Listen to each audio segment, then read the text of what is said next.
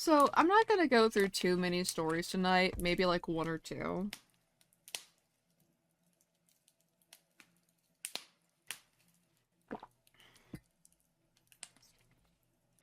And the book I'll be reading from is Ghosts, Ghouls, and Other Horror Stories.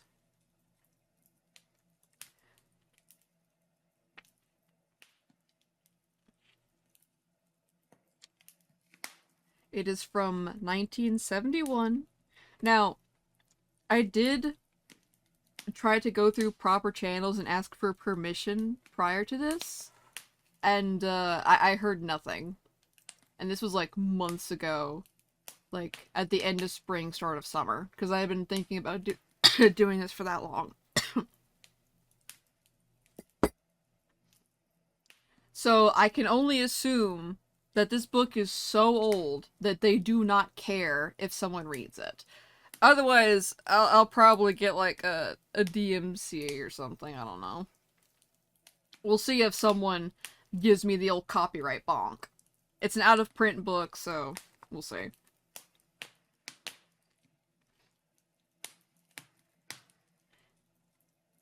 Let's see. So be prepared for the true horrors, the sensibilities from the 70s. Yeah. Oh, also, it might help if I actually swapped over to the right screen.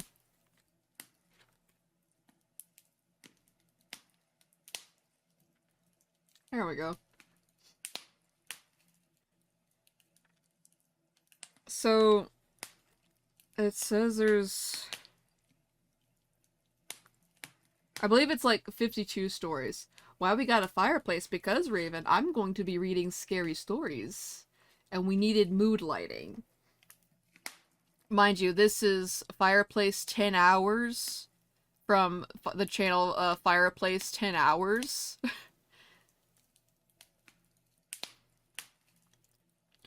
So, yeah. I will more than likely like link to that in the description. Yes, fire. And I went back fucking 9 years so that we would have like an actual fireplace and not an AI rendering of a fireplace, so yeah.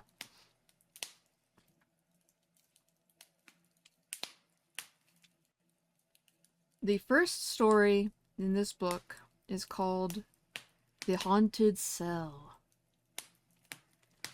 In New Orleans, at the center of the Short and Hampton Streets, an old jail was torn down in 1937. The bleak two-story building had been constructed around the middle of the last century, and by the time of its demolition had acquired a tradition of violence and horror. Many a felon had died on the gallows in its grubby courtyard, and over the years more than one person had died at the hands of angry lynch mobs. But much of the jail's unsavory reputation stemmed from quite another source. It was said to be haunted by angry, vicious ghosts who committed terrifying acts of violence during the lonely hours of the night. One was a wife-beater who often returned from the grave to knock pictures and mirrors from the walls, to smash basins and knock down the living. His rampages were the fulfillment of a dying promise. Before swinging on the gallows, he had vowed to come and back and mash everyone to a pulp. Or before swinging on the gallows, he had vowed to come back and mash everyone to a pulp.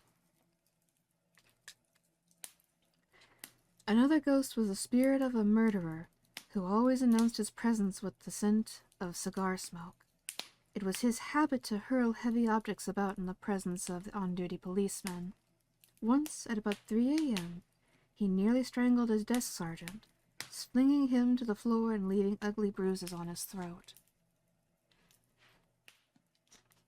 Oh, I skipped a page. But strangest of all was the ghostly occurrences in the old 9th Precinct jail, where the horrors in cell 3. No prisoner could spend a night there without being found in the morning half insane and looking as though he had almost been beaten to death. Yet there was no other sign of a stranger, or a sign of a struggle, nor had anyone outside the cell ever heard a sound.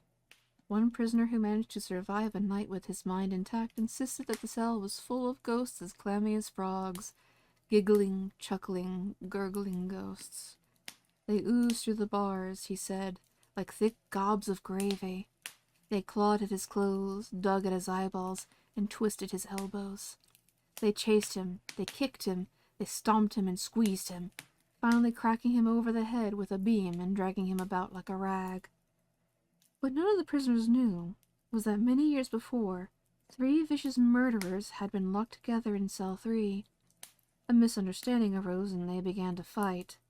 Like wild beasts, they fought all through the night.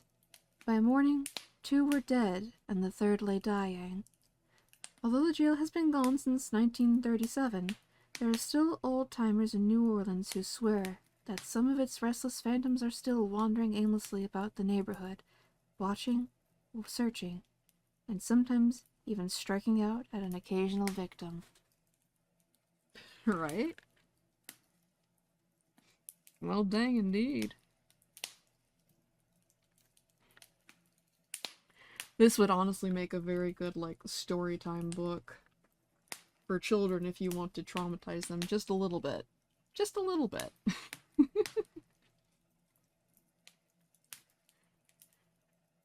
The next one is called The Ghost in the Radioworks. In the winter of 1937, while packing radios for delivery in the shipping room of the factory at Mitcham, England, 2 workmen noticed one of the sets burst into flames. The man nearest made an immediate dash for the burning radio, assuming that someone had plugged it in and caused a short circuit. But when he got to the outlet, he saw that nothing was plugged in. Then, just as suddenly as it had appeared, the smoke vanished. As he and his companion stood by, fanning the remaining smoke away with their hands, they heard a hideous cackle. Turning toward the laughter, they saw what looked like a decrepit old... I can't say that on anywhere. Just a little trauma as a treat.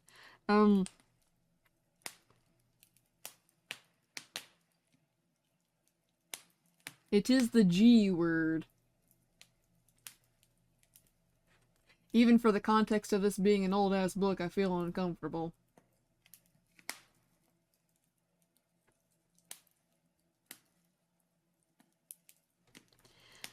I will just gloss over it for the time being. A decrepit old woman, clawing the air and grinning toothlessly. Then, before either of the startled men could move, the old woman, like the smoke, disappeared. The true horror, like I said, yeah. They were glad that they had both seen the apparition, because each man knew if he had heard the story from someone else, it would have been too incredible to believe. By making a few discreet inquiries around the plant, they made certain no one had played a practical joke on them. Then, a few days later, one of the 2 men, in the company of another fellow employee, saw the ghost return. This time, however, the lights went out, and the flames seemed to rise from the very spot on which the pile of radios had been stacked. But that was not all. Gradually, as their eyes became accustomed to the gloom, they saw a pyre of logs stacked about a branchless tree. Bound to it hand and foot was the same hideous, toothless hag who had appeared before. Again she shrieked out her defiant, insane laughter. As they stood there watching, transfixed with horror, the 2 men suddenly became aware of the acrid smell of burning wood, mingled with the horrible odor of burning flesh. Thoroughly convinced there was more to the matter than met the eye, the man who had first seen the terrifying apparition began to conduct a personal investigation. What he finally learned was more fantastic than the haunting. 300 years earlier, an old woman of the town, a certain Mother Chisley, had gained her reputation of being a witch and soothsayer. Her most unbelievable prediction had been of strange instruments and devices, from which would come forth music and oft-times voices speaking or singing. The sound, she declared, would issue from the magical funnel-shaped device within the cabinet. Naturally, the townsfolk only laughed at the old woman's words, but shortly afterwards, when she was foretold the mysterious death of an entire family, she was held personally responsible, tortured into a false confession, and burned as a witch, on the very spot where the Mitcham radio factory was to stand in the 20th century. And quite a few of these stories are going to be like that, have that sort of ending. These are very much like campfire style stories, and it's part of why I still adore them so much today.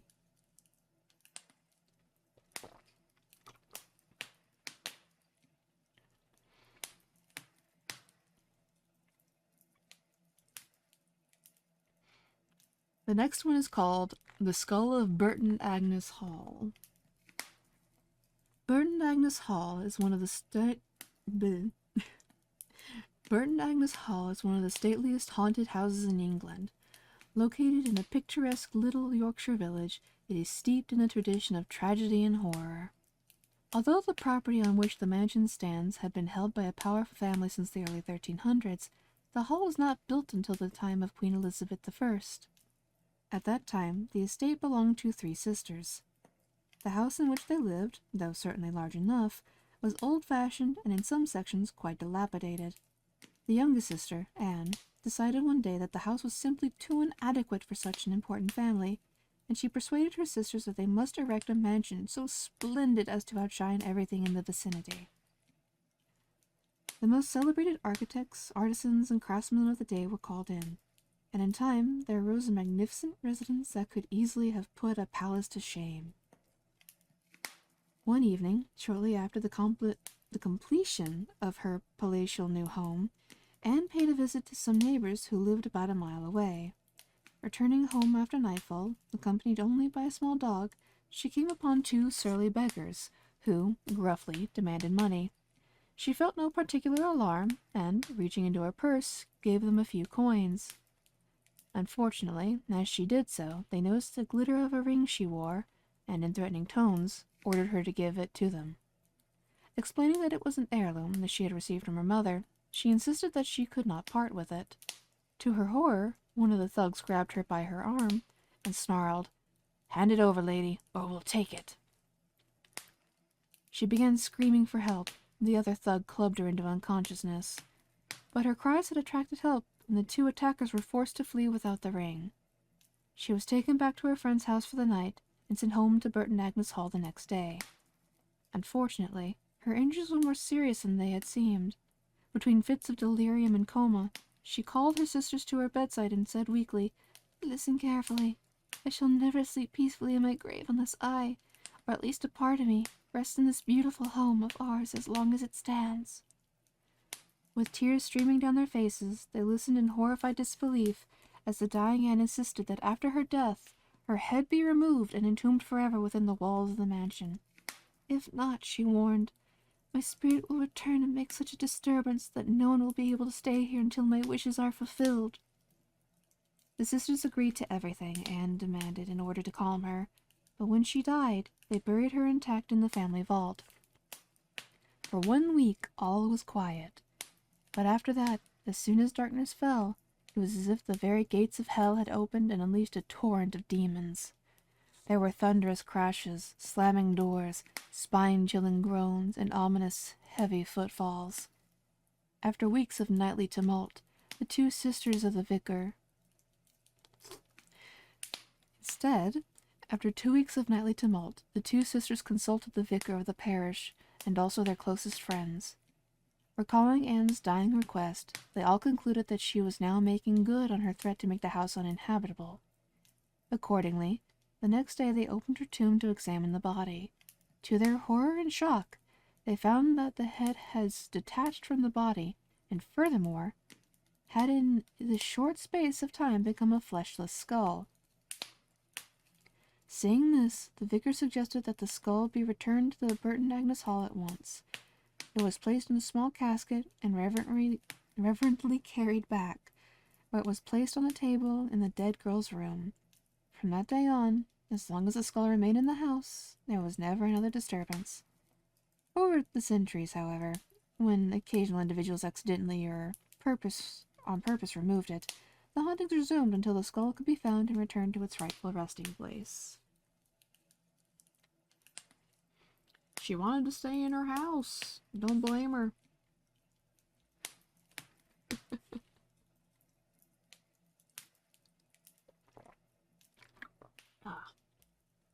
I think I got one or two more in me. I have not read The Yellow Wallpaper, but I have, like, I do know the story of it, because, like, remember, Hawk, he played a game inspired by it on stream. The Ultimate Introvert. I mean, it wasn't really by choice, because she was locked in there eventually, right?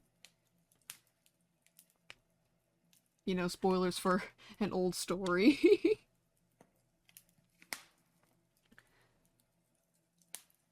Which game is that? It's a good story with a twist. Oh god, I don't remember. I'd have to ask him. If he's still streaming when we're done, we could probably ask him. If not, I can probably, like, Google it on... Look it up on YouTube later through his, like, stream backlogs. Because I think it had, like, the same name. It was at least very transparent that it was inspired by The Yellow Wallpaper. But continuing with stories, I'm going to take a sip of my coffee for my throat.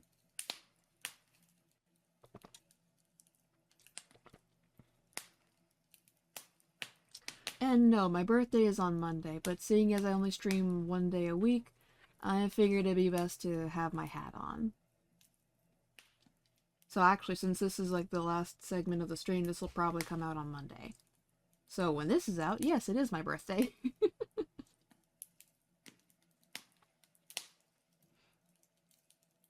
We shall continue with the stories. This next one is called Murder in Gold. In the summer of 1968, an American family named Clark, living in England, rented a very old house in the town of Winchelsea near the Channel. The house was rumored to be haunted, but the Clarks moved in anyway, insisting that they did not believe in such things. Immediately, the Clarks set about doing some remodeling, as they were avid do-it-yourselfers. One of their plans was to cut a hole in the wall dividing the living room from the kitchen, a difficult job because of the thickness of the walls. The night after the hole was finally made, Mr. Clark awoke at about 2 in the morning because he thought he heard hammering downstairs. Sleepily, taking a flashlight, he went down to investigate. To his shocked surprise, he saw the face of an old, gaunt-looking man staring at him through the hole from the kitchen side. When he recovered sufficiently to demand who the intruder was, he was again surprised to be told point-blank, "My name is John Aird. I was murdered in this house 465 years ago, 9 months and 3 days, and buried in the garden." Clark listened in utter amazement as the apparition continued. There could be no doubt that it was a ghost, because as his eyes became accustomed to the dim light, he could see that the figure was shadowy and indistinct. Besides, the voice was indescribably strange, as if it came from inside his own head. The ghost said that he had lived in a house in the nearby town of Hinterden, and added that his wife and children never knew what had become of him. He went on to say that while alive, he had hidden a quantity of gold in the cellar of the Tinterden house, and that Clark must help to dig it up and turn it over to the ghost's descendants, who now resided in the neighboring town of Rye. When the American tried to beg off, the ghost was adamant, and warned that the Clarks would have no peace unless they cooperated. Mr. Clark reluctantly agreed, jotted down the address of the house in Tinterden where the gold was supposed to be buried, and promised to meet the ghost there the following night. The figure vanished upon that.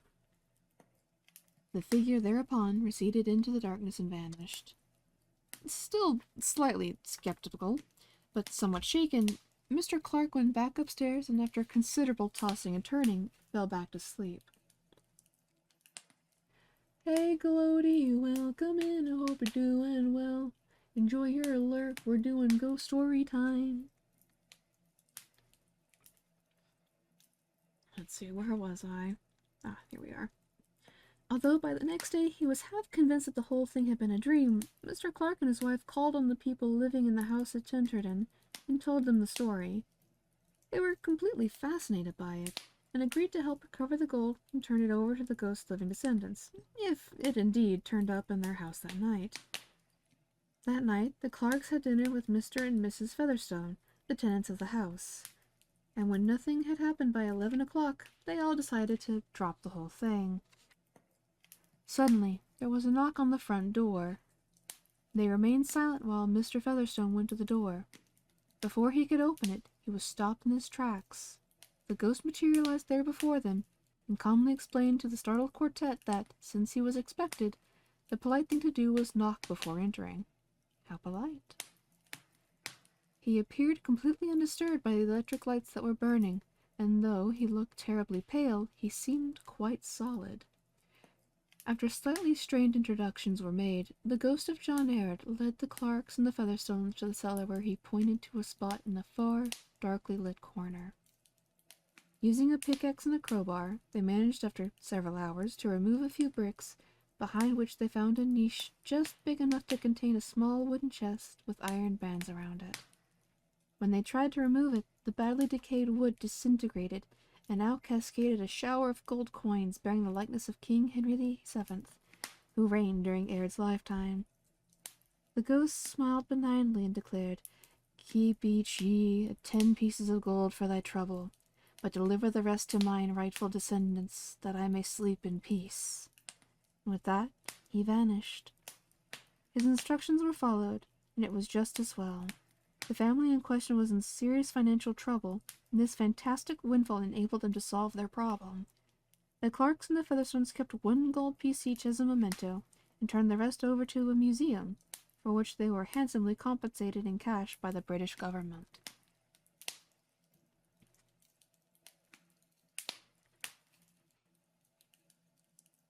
That's always kind of like a nice thought, that even when your relatives are long since dead and gone, they may still think of you.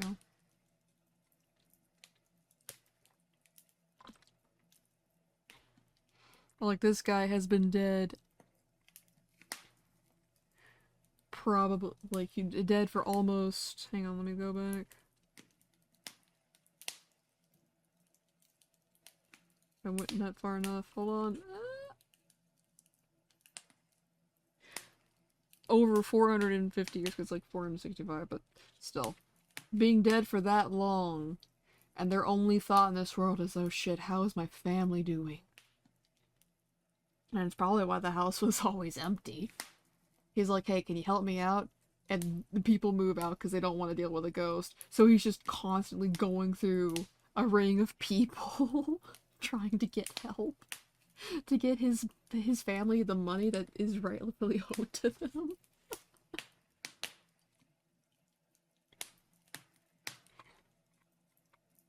Okay. Let's see. Yeah, this will be the 5th one, and I think the last that we'll go through tonight, because my throat is starting to hurt. On the side of a luxury apartment building facing Central Park on New York's Upper Fifth Avenue, there once stood a palatial townhouse built shortly after the Civil War.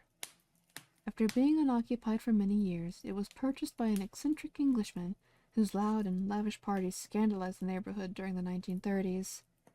A particular source of annoyance to the neighbors was his habit of frequently running out onto the street after midnight screaming, "She's back! She's back!" Yeah, it do make a person cough.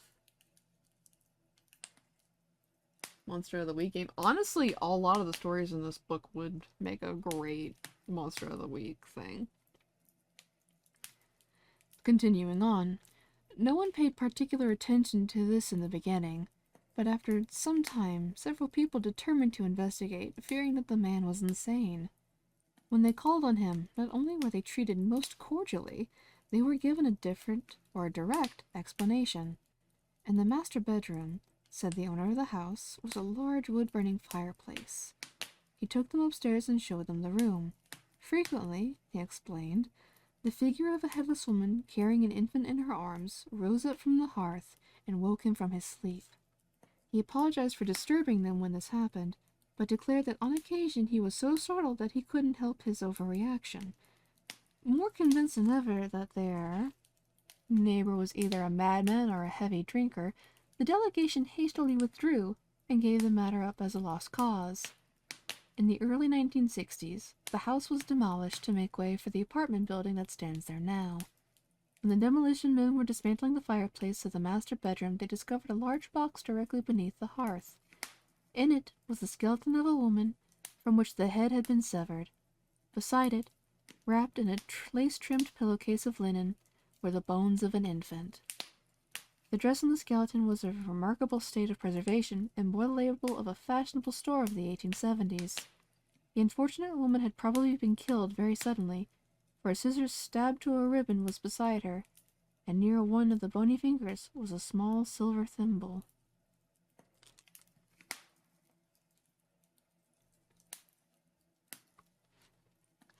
And I will grab a card to act as a bookmark, and we will pick up there next time.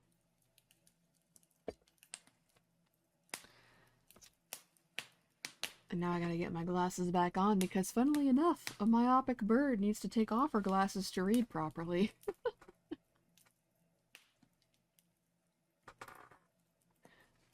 Thank you for enjoying some spooky stories with me. And we'll do this again next week, because I plan to read 5 stories roundabout from the book until the end of October. We'll probably get like through 20 of the stories, so I may like start picking and choosing a few of them.